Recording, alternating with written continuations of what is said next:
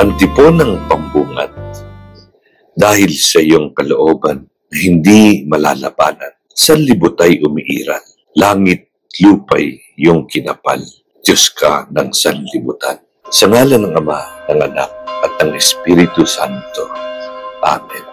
Ang pagpapala ng ating Panginoong Hesukristo, ang pag-ibig ng Diyos Ama, at ang pakikipagkaisa ng Espiritu Santo, naway sumainyong lahat at sumaiyo rin.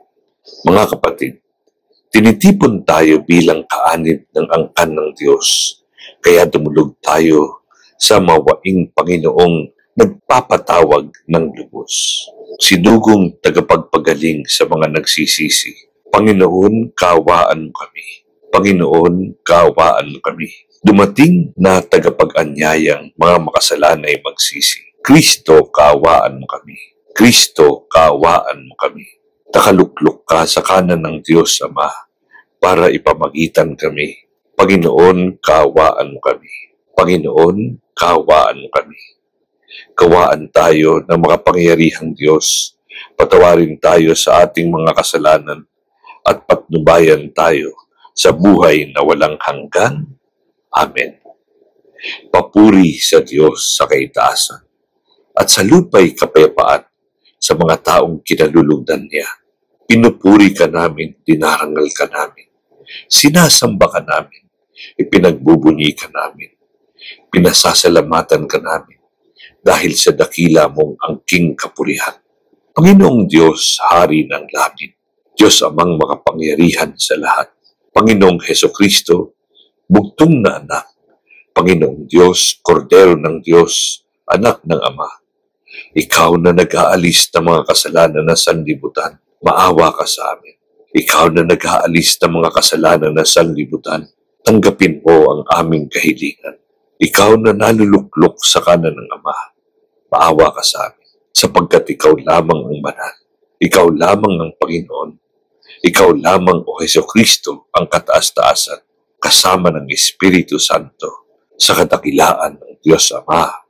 Amen. Manalangin tayo. Ama naming makapangyarihan, ang iyong dakilang pagkamawain ay nangingibabaw sa aming ginagawang kabutihan at idinadaing na mga kahilingan.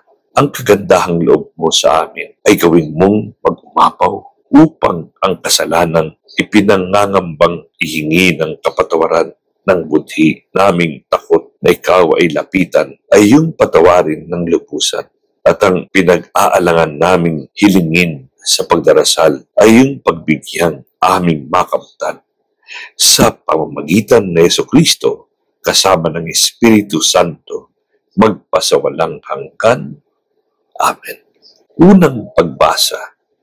Pagbasa mula sa aklat ng Henesis. Sinabi ng Panginoong Diyos, hindi mainam ang mag-isa ang tao. Bibigyan ko siya ng makakasama at makakatulong. Kaya lumikha siya ng mga hayop sa parang at ibon sa himpapawid. Inilapit sa tao at ipinaubaya dito ang pagbigay ng pangalan sa mga iyon. Kung ano ang kanilang itawag, iyon ang magiging pangalan nila. Ang tao nga ang nagbigay ng pangalan sa lahat ng ibon at mga hayop, maging maamo o mailap. Ngunit wala isa man sa mga ito ang angkop na kasama at katulong niya. Kaya't pinatulog ng Panginoon ang tao.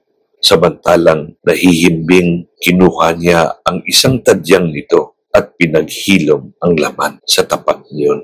Ang tadyang na iyo'y ginawa niyang isang babae at inilapit sa lalaki. Sinabi ng lalaki, sa wakas, narito ang isang tulad ko, laman ng aking laman, buto ng aking buto. Babae ang siyang itatawag ko sa kanya, sapagkat sa lalaki nagmula siya. Ito ang dahilan kaya iniiwan ng lalaki ang kanyang ama at ina upang sumama sa kanyang asawa, sapagkat sila'y nagiging iisa. Ang salita ng Diyos. Salamat sa Diyos. Salmong tugunan. Tayo nawa ay paspasan ng poon magpakasalanan magpakailanman. Mapalad ang bawat tao na sa Diyos ay may takot. Ang maalab na at hikay sumusunod sa kanyang utos.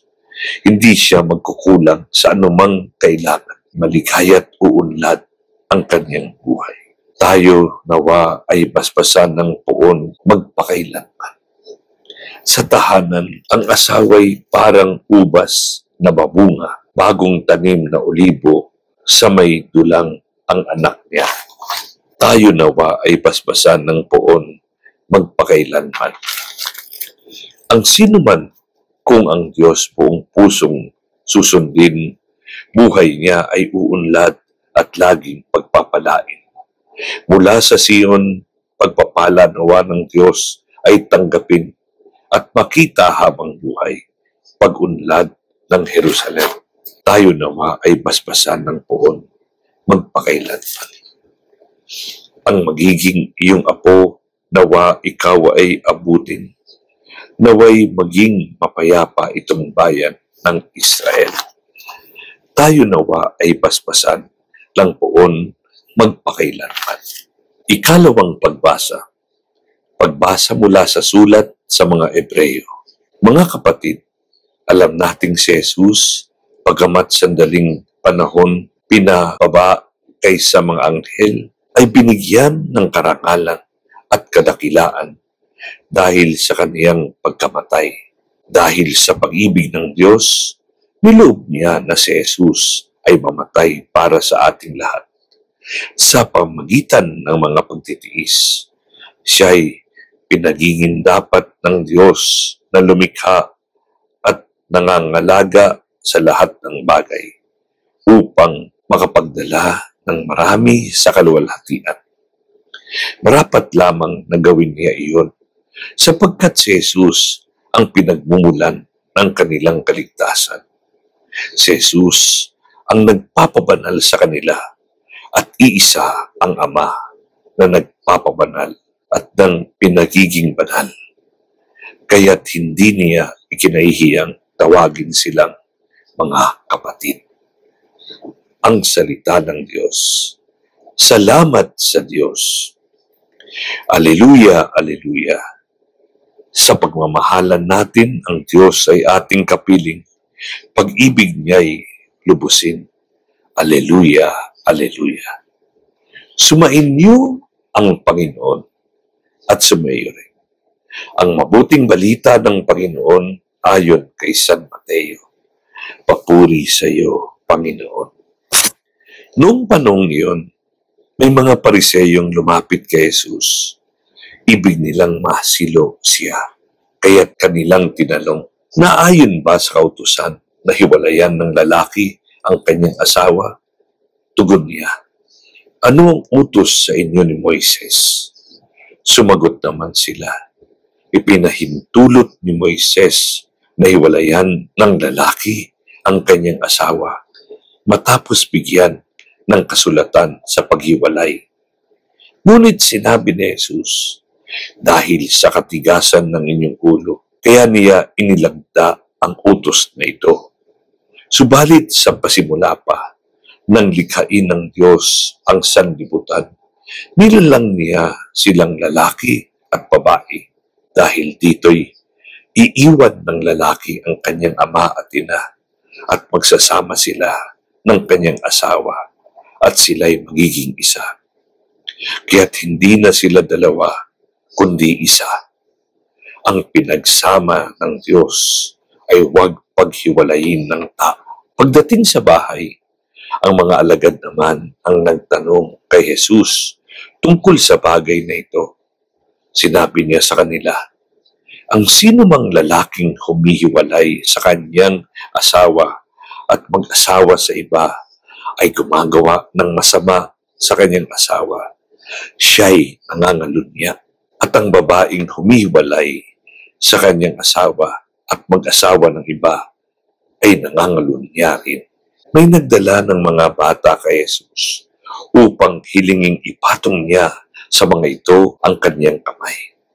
Ngunit pinagwikaan sila ng mga alagad. Nagalit si Jesus nang makita ito at sinabi sa kanila, Pabayaan ninyong lumapit sa akin ang mga bata. Huwag ninyo silang sawayin. Sapagkat sa mga katulad nila, naghahari ang Diyos. Ito ang tandaan niyo. Ang sino mang hindi tumatanggap sa paghahari ng Diyos tulad ng isang maliit na bata ay hindi mapapabilang sa mga pinaghaharian niya. At kinalong ni Jesus ang mga bata. Ipinatong ang kanyang mga kamay sa kanila at pinagpala sila. Ang mabuting balita ng Panginoon. Pinupuri ka namin, Panginoong Hesukristo. Nakasentro ang pagninilay ngayong ika-27 linggo sa karaniwang panahon sa plano ng Diyos sa mga mag-asawa at pamilya bilang pinakamaliit na unit ng simbahan. Sa mabuting balita, tinuturuan ni Jesus ang mga mag-asawa na magmahalan at manatiling tapat sa isa't isa ayon sa plano ng Diyos sa kanila. Ang pagiging sagrado ng kasal ay may kaugnayan sa pagiging disipulo ng mga mag-asawa na handang pasanin ang kanilang krus upang sundan ang Panginoon. Si Jesus ang tumatayong modelo ng katapatan ng mga mag-asawa sa isa't isa. Kung paanong minahal ni Kristo ang simbahan bilang lingkod, ganito rin ang inaasahang pag-aalay ng sarili sa bawat isa ng mag-asawa. Binigyang pansin sa Ebanghelyo ang pagiging permanente ng ugnayan ng mag-asawa.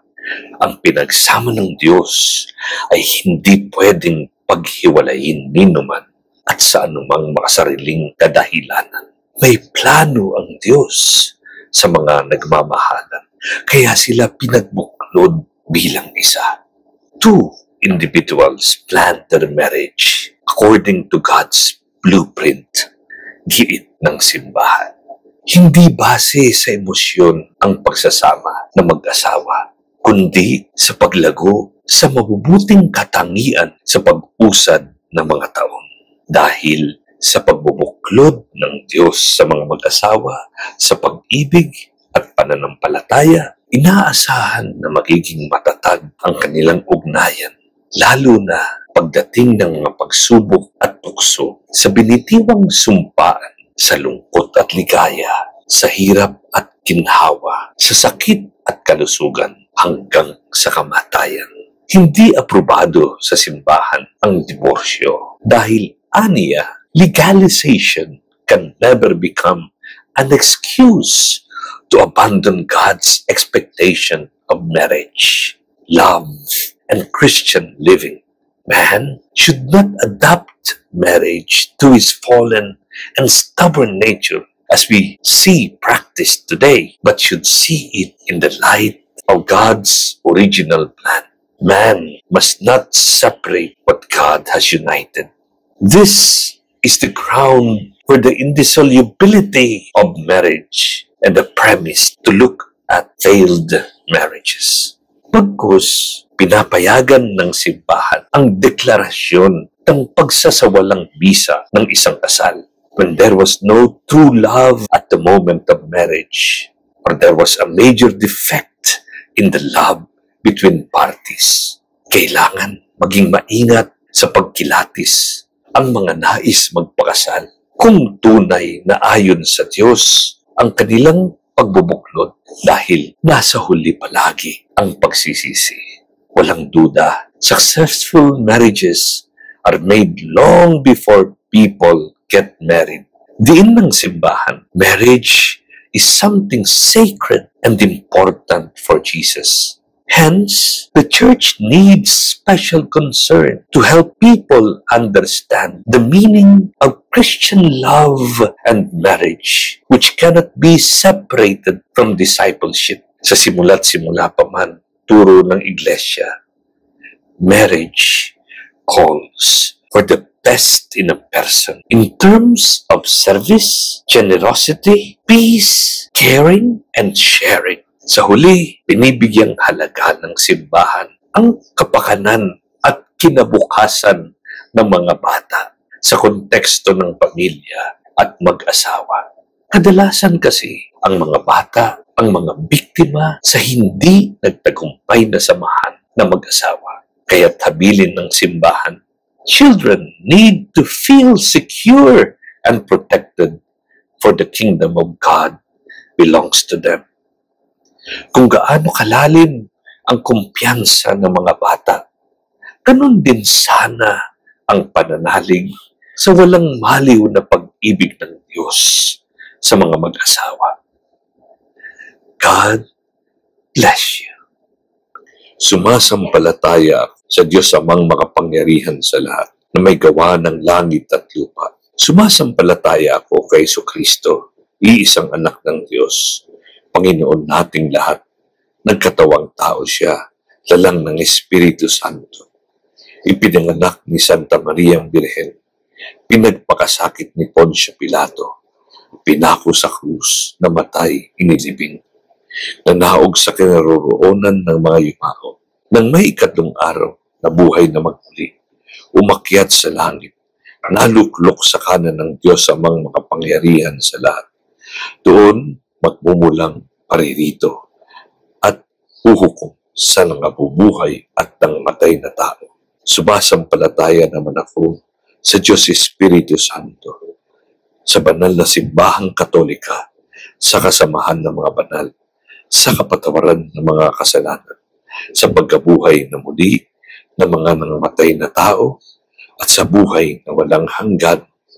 Amen. Panalangin ng bayan. Sa pag-ibig, tayo'y nilikha ng Ama. Sa parehong pag-ibig, tayo'y pinagbubuklod. Tumulog tayo sa Kanyang mapagpalang pag-ibig na hindi magmamaliw. Panginoon, tinggin mo kami. Para sa mga pastol ng simbahan, maging buhay na tanda nawa sila ng dakilang pag-ibig ng Diyos sa harap ng mundong punong ng puot. Manalangin tayo. Panginoon, dinggin mo kami. Para sa mga pinuno ng ating bayan, pag-ibig nawa ang manaig sa kanilang mga puso upang makapaglingkod sila ng matiwasay. Manalangin tayo. Panginoon, dinggin mo kami. Para sa mga mag-asawa at kanilang pamilya, maging lundayan nawa ng kanilang relasyon ng Diyos upang sa mga pagkakataon ng hidwaan, matanto nilang sila'y dapat maging tanda ng pag-ibig ng Diyos sa mundo. Manalangin tayo. Panginoon, dinggin mo kami.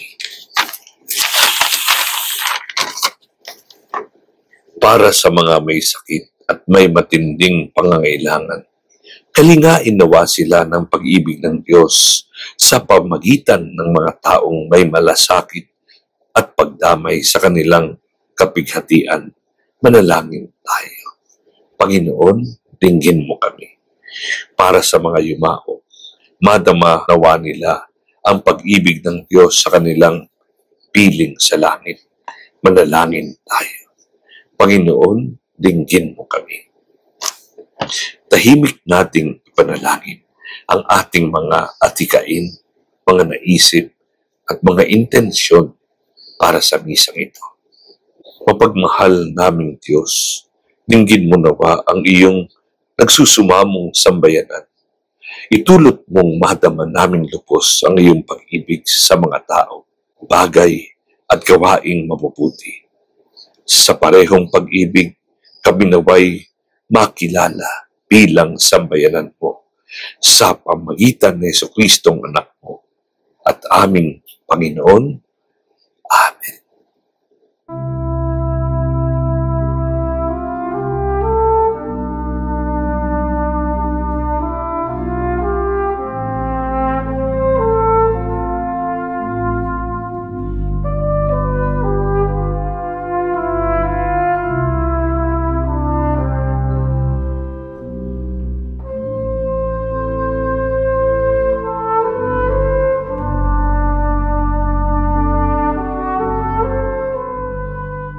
Manalangin kayo mga kapatid upang ang ating pag-aalay ay maging kalugod-lugod sa Diyos Amang makapangyarihan. Tanggapin naman ng Panginoon ang paghahain sa iyong mga kamay, sa kapurihan niya at karangalan, sa ating kapakinabangan at sa buong sambayan ng banal. Ama naming lumikha, tanggapin mo ang paghahain ng mga alay na iyong inihabilin at sa pagdiriwang ng dapat naming ganapin ang kabanalan ng iyong pagliligtas naway sumaamin sa pamagitan ng Jesucristo kasama ng Espiritu Santo magpasawalang hanggan. Amen. Sumainyo ang Panginoon at sumaiyo rin. Itaas sa Diyos ang inyong puso at diwa. Itinaas na namin sa Panginoon. Pasalamatan natin ang Panginoong ating Diyos. Marapat na siya'y pasalamatan. Ama naming makapangyarihan, tunay ngang marapat na ikaw ay aming pasalamatan. Kahit na ikaw ay pinagtaksilan ng sangkatauhan, ikaw ay patuloy pa rin sa iyong pagmamahal. Ikaw na ang nagpuno sa aming pagkukulang, ikaw pa rin ang nagsugo ng tutubos sa tanan. Ang sugo mong anak ay naging di na iba sa amin. Bagamat di niya tinuraran ang aming pagkamasumaing. Niloob mo ito upang iyong mamalas sa aming pagkatao ang giliw mong anak at kami tunghayan mong may pag-ibig na tulad ng pagtatangi mo sa Kanya. Nang higit sa lahat, ang katapatan niya sa iyong walang maling ay nagpapanumbalik na muli sa amin ng iyong kasiyahan, ng iyong pagtingin na aming iwinaksi nung ikaw ay aming suwayin. Kaya kaisa ng mga anghel na nagsisiawit ng papuri sa iyo, nang walang humpay sa kalangitan, kami nagbubunyi sa iyong kadakilaan. Santo, Santo, Santo Panginoong Diyos ng mga hukbo, napupuno ang langit at lupa ng kadakilaan mo. O sana sa kaitaasan, pinagpalang na paririto sa ngalan ng Panginoon. O sana sa kaitaasan.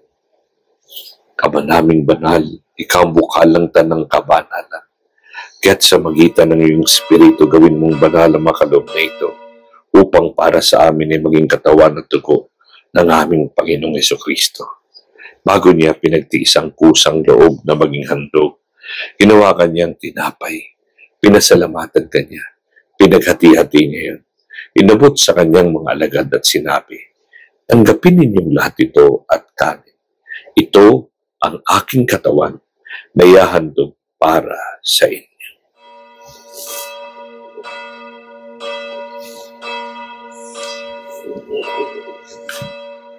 Hindi naman pagkatapos ng hapunan, hinawakan niya ang kalis, muli kanyang pinasalamatan.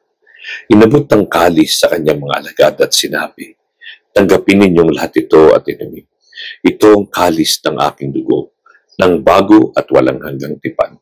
Ang aking dugo na ibubuhos para sa inyo at para sa lahat sa kapagpapatawad ng mga kasalanan. Gawin niyo to sa pag-alaala sa akin.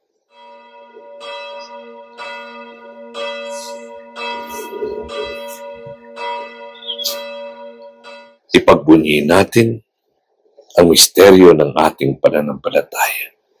Sa krus mo at pagkabuhay kami natubos mong tunay. Pong Jesus naming mahal, iligtas mo kaming tanan ngayon at magpakailanman. Ama, ginagawa namin ngayon ang pag-alaala sa pagkamatay at muling pagkabuhay na iyong anak. Isinasamo namin kami magsasalo-salo sa katawan at dugo ni Kristo ay mabuklod sa magitan ng Espiritu Santo. Ama, lingapin mo yung simbang laganap sa buong daigdig. Puspusin mo kami ng pag-ibig kaysa ng aming Santo Papa Francisco, ng aming obispo at ng tanang kaparian. Alalahanin mo mga kapatid naming nahimlay na may pag-asa mo rin mabubuhay. Kawan mo sila at patuloyin sa iyong paliwanagan. Kawan mo at pangidapatin kaming lahat na makasalo sa buhay na walang hanggan kaysa ng mahal na Birheng Maria, Ina ng Diyos, ni San Jose, at lahat ng mga banal na namuhay sa daigdig ng kalugod-lugod sa iyo. May pagdiwang nawa namin ng pagpupuri sa ikararangal sa magitan ng iyong anak na aming Panginoong Jesucristo. Sa magitan ni Kristo, kasama niya at sa Kanya, ang lahat ng parangal at papuri sa iyo, Diyos sa mga makapangyarihan, kasama ng Espiritu Santo, magpasawalang hanggan. Amen. Sa talubilin ng mga nakagagaling na utos at mabathalang aral, ating dasalin. Ama namin, sumasalangit ka, sambahin ang ngalan mo, mapasa amin ang kaharian mo, sundin ang loob mo dito sa lupa para ng sa langit.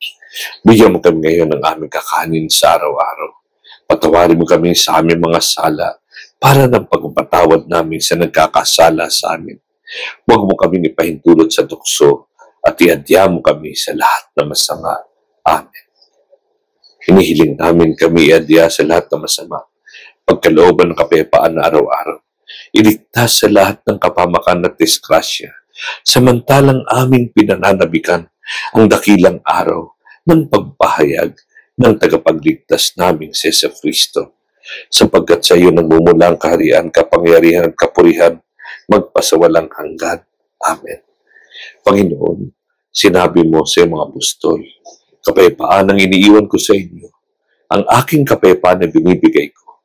Tunghayan mo, Panginoon, ang aming pananampalataya at huwag ang aming pagkakasala. Pagkalooban kami ng kapayapaan at pagkakaisa, ayon sa iyong kalooban, kasama ng Espiritu Santo, magpasawalang hanggan. Amen. Ang kapayapaan ng Panginoon ay laging sumainyo at sumayo rin. Pagbigayan tayo ng kapayapaan sa isa't isa.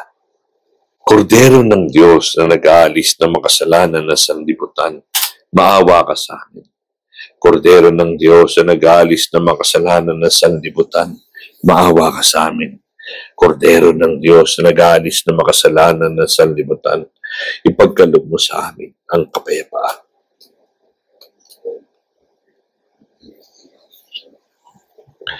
Narito ang kordero ng Diyos, siyang nag-aalis ng makasalanan na sanlibutan.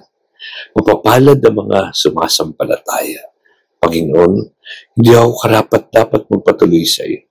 Ngunit sa isang salita mo lamang ay gagaling na ako.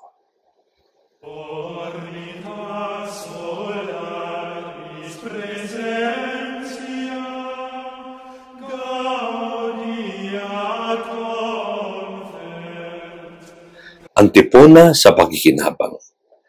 Ang Panginooy dakila sa kabutihan niyang kusa para sa nagtitiwala sa kanyang habag at awa na kanyang dulot sa madla. Oremus!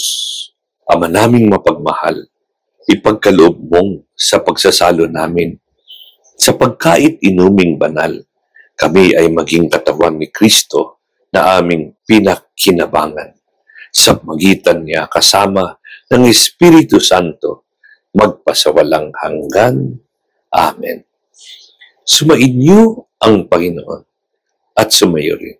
Magsiyuko kayo at hingin ang pagpapala ng Diyos. Ilayo nawa kayo sa lahat ng makapipinsala at pagpalain nawa kayo ng bawat mabuti at ganap na kaloob ng Diyos ngayon at magpasawalang hanggan. Amen. Pamalagiin nawa niyang nananahan ang kanyang salita sa inyong kalooban at puspusin nawa niya kayo ng kaligayahang walang hanggan. Amen. Patnubayan nawa kayo ng Diyos sa pagtahak sa kanyang landas upang lagi ninyong mabatid kung ano ang tama at marapat samantalang kayo ay naglalakbay patungo sa kalangitan na kanyang pamana magpasawalang hanggan. Amen. Pagpalain kayo ng makapangyarihang Diyos, Ama, Anak, at Espiritu Santo. Amen. Tapos na ang misa. Humayo kayong taglay ang pag-ibig upang ang Panginoon ay mahalin at paglingkuran. Salamat sa Diyos.